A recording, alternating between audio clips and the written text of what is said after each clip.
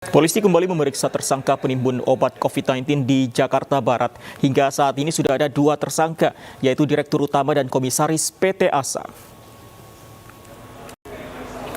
Jajaran Polres Jakarta Barat hari ini mengagendakan pemeriksaan tersangka penimbunan obat COVID-19.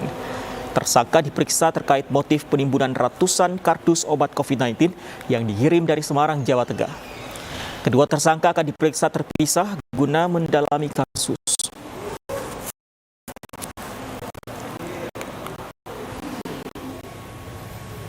Sementara gudang penimbunan obat COVID-19 di Kompleks Ruko Peta Barat Indah, Kalideres, Jakarta Barat tidak lagi dipasangi garis polisi. Tidak ada aktivitas di gudang yang sempat disegel polisi ini.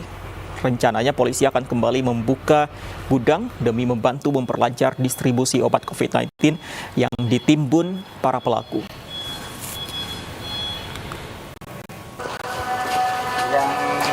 Sebelumnya, jajaran Satreskrim Polres Jakarta Barat menggerebek gudang yang dijadikan tempat menimbun ratusan kardus berisi obat COVID-19. Obat COVID-19 ini berasal dari Semarang yang akan dipasarkan di Jabodetabek. Diduga pemilik gudang sengaja menimbun obat sehingga langka di pasaran, sehingga pelaku bisa menjual dengan harga yang tinggi. Selain mengamankan barang bukti, polisi telah memeriksa sejumlah saksi termasuk pemilik gudang.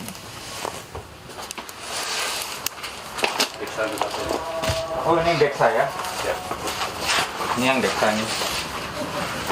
Sama-sama.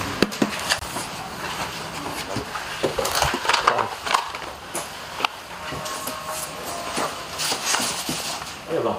Ya? 3. 3 apa tuh? Lantai 3. Admin buat ngetik-ngetik stok barang. Tempat pentingnya itu. Di 1-2 aja. Udah di 1-2. Tapi yang terima kasih.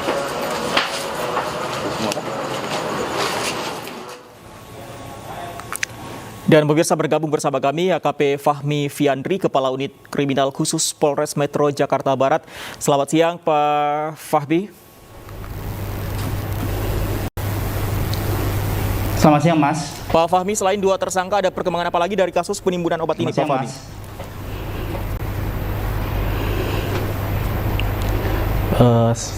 Terima kasih Mas, selamat siang.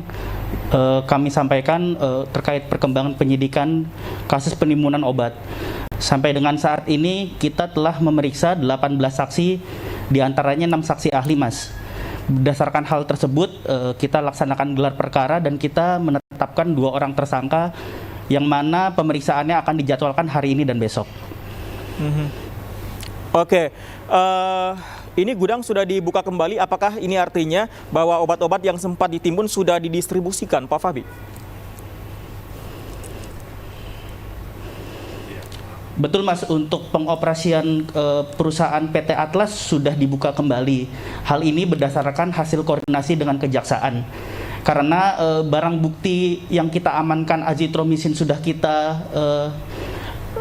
kita taruh di kantor, sisa barang bukti yang ada di gudang harus terdistribusi cepat ke masyarakat.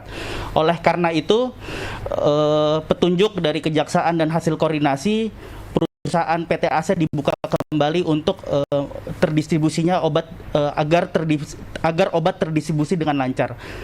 Untuk itu, pengawasan distribusi obat ini dilaksanakan oleh Polsek setempat, yaitu Polsek Kalideres, Mas.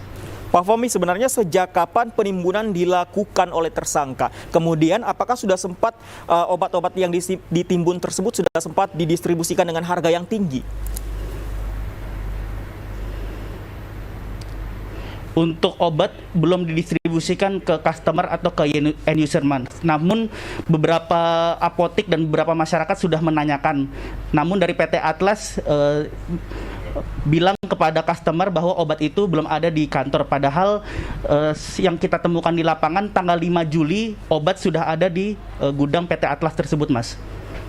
Oke, berarti sudah sempat langka di pasaran. Rencana dari para pelaku ini berapa kali lipat akan dinaikkan harganya? Betul. Dari bukti yang kita temukan di lapangan, untuk harga eceran azitromisin sebesar 1.700 yang ditetapkan oleh Kemenkes. Di dalam bukti yang kita temukan, dia menaikkan harga 2 kali lipat menjadi 3.500, Mas.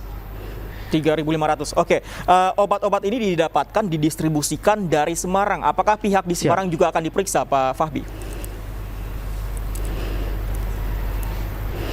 Sudah kita tetapkan juga sebagai tersangka komisaris PT Handal yang ada di Semarang, Mas.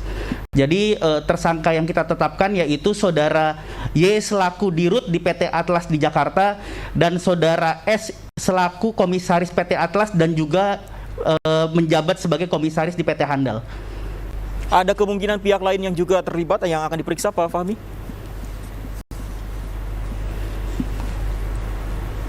Kita lihat, Mas, dari perkembangan penyidikan, semisal nanti ada tersangka yang calon tersangka lain akan kita mekanisme gelar perkara terlebih dahulu. Oke, ancaman untuk para tersangka?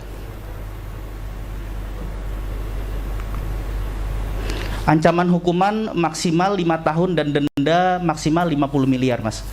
Baik, kita akan tunggu bagaimana proses selanjutnya. Terima kasih informasinya bersama kami, Pak Fahmi. Selamat siang.